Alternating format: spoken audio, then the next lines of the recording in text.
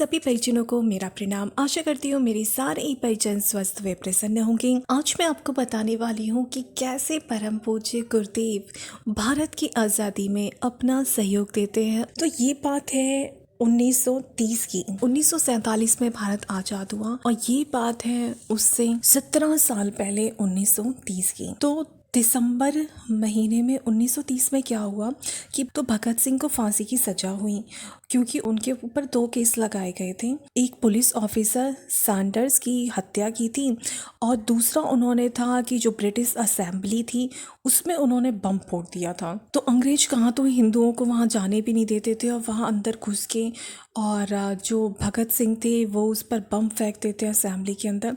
तो ये अंग्रेजों को हिला देने वाली घटना थी और वो सोचते हैं कि इन भारतीयों की तो हिम्मत बहुत ज़्यादा बढ़ गई है, तो इसे किसी भी तरह कुचल देना चाहिए ताकि और हिंदुस्तानी ऐसी हिमाकत ना कर पाए। कोर्ट में केस चलाया जाता है और तो कोर्ट में जो केस था उनके पास अंग्रेजों के पास सबूत तो कोई ज़्यादा थे नहीं, लेकिन फिर भी क्योंकि अंग्रेजों का ही शासन चल रहा था तो सज़ा जो होती है वो भगत सिंह को मिलती है और उन्हें फांसी की सज़ा होती है। अब जितने भी स्वतंत्रता सेनानी थे सभी ज़्यादातर लोग ये चाहते थे कि भगत सिंह को फांसी की सज़ा ना हो, और उसका कारण ये था कि उन्हें लगता था कि पूरे देश में विद्रोह की भावना फैल जाएगी और काफ़ी असंतोष हो सकता है और हर जगह धरने प्रदर्शन हो सकता है। तो बहुत सारे लोग तो ये चाहते थे कि ये फांसी ना हो, लेकिन भगत सिंह चाहते थे कि ये फांसी हो ताकि लोगों के मन में इसके बाद एक ज्वाला सी भड़के और वो अपनी स्वतंत्रता को पाने के लिए बेचैन हो जाएं और लोगों के अंदर वो बेचैनी हो कि हमें अब आज़ादी हासिल करनी है। और सच में हुआ भी ऐसे। लास्ट में उन्हें भगत सिंह को फांसी की सज़ा दी जाती है और उनकी फांसी से देश में सचमुच ही एक नया जीवन फूंक दिया जाता है। जगह जगह हड़तालें होती हैं, जुलूस होते हैं, विरोध प्रदर्शन होते हैं और जगह जगह मीटिंग्स होती हैं, सभाएं होती हैं। और इसमें क्या होता है, बच्चे जवान बूढ़े जितने भी उम्र के लोग थे सभी उम्र के लोग भगत सिंह के नाम पर बढ़ चढ़ कर हिस्सा लेते थे। और 1931 में तो इतना ज़्यादा ये उत्साह लोगों के अंदर हो गया और कि हम तो बस 4-6 महीने में ही आज़ाद हो जाएंगे, लेकिन उसके बाद भी 17 साल लग जाते हैं और 1947 में आज़ादी मिलती है। लेकिन उस टाइम लोगों के अंदर इतना जोश था भगत सिंह की फांसी के बाद कि बहुत ज़्यादा कि हम में तो अब विद्रोह की भावना है, हम मरें कुचलें कुछ भी हो, हमें डंडे मारें कुछ भी करें ये अंग्रेज़, लेकिन हम तो इन्हें भगा कर रहेंगे। सो ऐसे ही जो एक ज्वार उत्साह का जो एक पूरा संचार हो चुका था लोगों के अंदर, तो देश भर में इस तरह का वातावरण हो गया था कि हमें तो अब अंग्रेजों को यहाँ से भारत से बाहर निकाल फेंकना है। इसकी जो हवा थी उड़ते उड़ते जो एक विद्रोह की भावना थी ये उड़ते उड़ते आंवल खेड़ा तक जा पहुँचती है जहाँ परम पूज्य गुरुदेव रहा करते थे। और वहाँ की गतिविधियों का नेतृत्व जो था वो हमारे श्री राम कर रहे थे, हमारे गुरुदेव कर रहे थे। तब उनकी उम्र कोई बहुत ज़्यादा नहीं रही होगी क्योंकि 1911 में परम पूज्य गुरुदेव का जन्म हुआ था, तो तकरीबन 19-20 साल के गुरुदेव उस समय रहे होंगे। तो जब वो छोटे थे गुरुदेव तब भी वो कुछ ना कुछ करते रहते थे। वो उन्होंने एक अपनी सेना बना ली थी बच्चों की, और जब भी अंग्रेज वगैरह कोई जाता था ना तो लाल मिर्च का पाउडर लेके वो उन अंग्रेज़ों की आंखों में फेंक देते थे। और जब कोई देखते थे वो कि किसी भारतीय के ऊपर अत्याचार हो रहा है, कुछ गलत कर रहे हैं, तो ये जो एक सेना इन्होंने बना ली थी बाल सेना, और वो सारे पत्थर इकट्ठे कर लेते थे और उनके ऊपर बरसाने लगते थे और भाग जाते थे। तो छिटपुट घटनाएं बचपन में भी किया करते थे, लेकिन अब क्योंकि जवान हो गए थे गुरुदेव, पूरे युवक थे, अपने साथियों के साथ मिलकर पूरा अपना एक ग्रुप बना लिया था गुरुदेव ने। और इसका नेतृत्व जो था, संचालन जो था, वो परम पूज्य गुरुदेव किया करते थे, मतलब कि श्री राम। विरोध प्रदर्शन जो थे इसके पूरे देश भर में लोगों के अंदर भावना भड़क रही थी कि हमें अंग्रेजों को बाहर करना है और इनके खिलाफ नारेबाजी करनी है, इनको किसी भी तरीके से अपने देश से इन्हें बाहर खदेड़। यही हवा उड़ती उड़ती विद्रोह की भावना जो थी वो आंवल खेड़ा तक पहुंचती है जहां हमारे परम पूज्य गुरुदेव रहा करते थे। और उन्होंने अपने साथियों के साथ मिलकर एक पूरा ग्रुप बना रखा था जो कि अंग्रेज़ों के खिलाफ जो था नारेबाजी करते थे, धरना प्रदर्शन करते थे। और समय समय पर सरकार के खिलाफ भी कुछ ना कुछ सरकार विरोधी कार्य करते रहते थे। प्रदर्शनों की भरमार हो रही थी जगह जगह और सरकार विरोधी भावनाएं भी लोगों के अंदर बढ़ती जा रही थी। तो सरकार ने एक निषेधाज्ञा लगा दी, मतलब मना कर दिया, एक पाबंदी लगा दी कि 4-5 लोगों से ज़्यादा कहीं इकट्ठे होकर जा नहीं सकते और साथ ही साथ हथियार कोई नहीं ले जा सकता।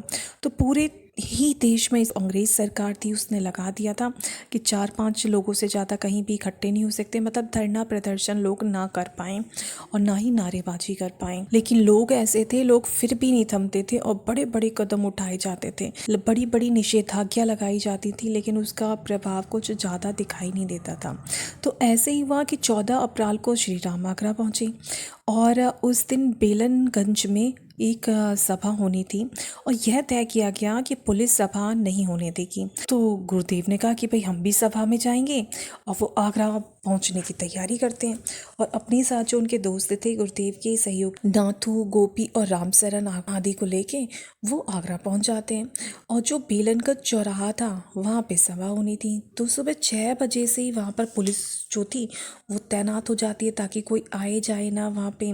और जितने भी लोग आ जा रहे थे तो उनकी तलाशी ले रहे थे और 2-4 लोगों से ज़्यादा जो भी वहाँ दिखता था उनको वो वहाँ जाने नहीं देते थे। लेकिन लोगों को ये पता था कि सभा नहीं हो सकती, लेकिन ये जानकर भी लोग वहाँ जा रहे थे। और 3-3 के ग्रुप्स में लोग जो थे सुबह 8 बजे से ही वहाँ पर कई ग्रुप्स पहुँच गए, लेकिन पुलिस ने सबको पकड़ लिया। लेकिन गुरुदेव और गुरुदेव के जो दोस्त थे उन्होंने कहा कि भाई ऐसे तो हम इकट्ठे जाएंगे तो पुलिस हमें पकड़ लेगी, तो हम क्या करते हैं, हम पहले ही अलग अलग हो जाते, एक एक करके ही जाएंगे अलग अलग और थोड़ा दूर दूर जाएंगे ताकि किसी को पता ना चले कि ये सारे एक साथ ही हैं। तो उन्होंने क्या किया परम पूज्य गुरुदेव ने कि वहाँ पे धोती और कुर्ता पहन के बिल्कुल किसानों की तरह स्वापी वगैरह बांध के, गमछा बांध के वो वहाँ पहुँचे, जैसे कि सच में कोई किसानों का बच्चा होगा, तो उस तरह से वो पहुँचे। और जो पुलिस ऑफिसर्स वहाँ पे तैनात थे उनको उन्होंने प्रणाम किया, नमस्कार किया। उसने सोचा कि भाई ऐसी कोई गांव का लड़का होगा, ऐसे ही जा रहा होगा किसी काम से, तो उसने तलाशी वगैरह ली थोड़ी सी और चुपचाप जो श्री राम थे वो आगे निकल गए। और इसी तरह से नाथू, गोपी, रामसरन, गोवर्धन आदि भी इसी तरह से किसान के बच्चे बन के वहाँ से निकल गए। और सारे ये जो दोस्त थे, मैं 50-60 कदम की दूरी थी और सारे मीटिंग पॉइंट पे जाके पहुँच गए जहाँ भी सभा होनी थी। और सबसे लास्ट में पहुँचे गुरुदेव के मित्र गोवर्धन। और जैसे ही वो वहाँ पे मीटिंग पॉइंट पे पहुँचे उन्होंने कोयल की सी आवाज़ निकालनी शुरू कर दी। और ये उनका मतलब एक कोड वर्ड था कि जैसे ही सारे लोग पहुँच जाएंगे तो एक कोयल की आवाज़ करेंगे। और जब देखा कि हाँ सारी जो जगह थी वहाँ पे पहुँच गए तो गोवर्धन ने फिर से कोयल की आवाज़ निकाली। और जब दोबारा से गोवर्धन के मुँह से सबने आवाज़ सुनी तो और सबने बड़ी तेज आवाज़ में उद्घोष किया, भारत माता की जय, भारत माता की जय, भारत माता की।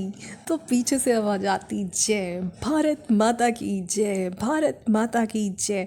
तो ये सारे जो नारे थे वो गूंजने लग गए।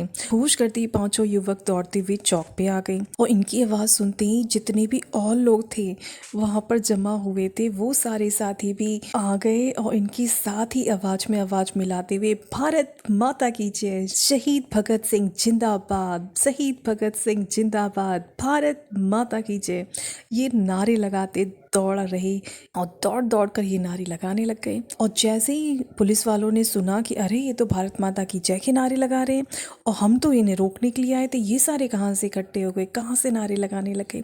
जैसे ही पुलिस वालों ने देखा सारे के सारे अचंभित हो गए और सारे के सारे सीटी बजाते हुए सिपाही उन युवकों को पकड़ने के लिए दौड़े। कुछ ने अपनी पोजीशन ली और जब पुलिस वाले दौड़कर आ रहे थे तो उनमें से श्री राम ने एक को पहचाना। तो जो गुरुदेव थे श्री राम, उन्होंने कहा, प्रणाम मामा।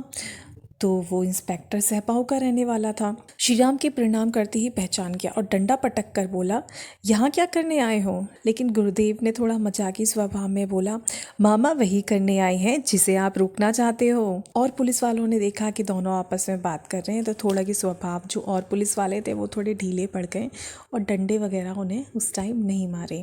तो वो जो सब इंस्पेक्टर थे जो गुरुदेव के मामा लगे दूर के, तो उन्होंने कहा गिरफ्तारी तो देनी पड़ेगी। इस बार जवाब गोपी ने दिया और कहा, हमारे शहीदों ने जब प्राण दे दिए तो क्या हम गिरफ्तारी नहीं देंगे। पुलिस उन पांचों को पकड़कर ले गई। अब स्वतंत्रता आंदोलन में भागीदारी को लेकर श्री राम की ये पहली गिरफ्तारी थी। उन्हें के सेंट्रल जेल में रखा गया और उन पर मुकदमा तो नहीं चला, लेकिन एक अभियोग पत्र दिया गया और कुछ दिन बाद उनको चेतावनी देकर छोड़ दिया गया।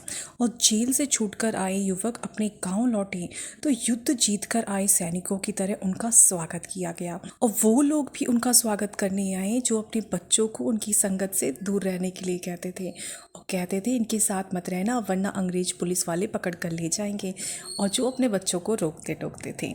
तो पांचों युवकों को फूल मालाएं पहनाई जाती हैं और ताई जी सबको तिलक लगाती हैं और अपनी बलैयाँ लेती हैं। तो ये था एक घटना जो मैंने बताई स्वतंत्रता संग्राम से संबंधित कि जब हमारे शहीद भगत सिंह जी को फांसी दी जाती है तो उसके बाद कैसे युवाओं के अंदर जोश बढ़ता है और कैसे वो धरना प्रदर्शन और नारेबाजी के लिए उतारू हो जाते हैं और जगह जगह विद्रोह प्रदर्शन होने लगते हैं कि पुलिस की जो नाकेबंदी थी वो भी काम नहीं आती और पुलिस के लाठी डंडे भी काम नहीं आते। और आगे हम इसके कई भाग और हैं, वो आगे हम सुनेंगे कि कैसे कैसे गुरुदेव और घटनाओं को अंजाम देते हैं जो स्वतंत्रता संग्राम से जुड़ी हुई हैं। आज के लिए इतना ही। सभी को प्रणाम। जय गुरुदेव, जय श्री राम और सबको मेरी तरफ से स्वतंत्रता दिवस की बहुत बहुत हार्दिक शुभकामनाएं। वंदे मातरम। भारत माता की जय। सभी को प्रणाम। जय गुरुदेव, जय श्री राम।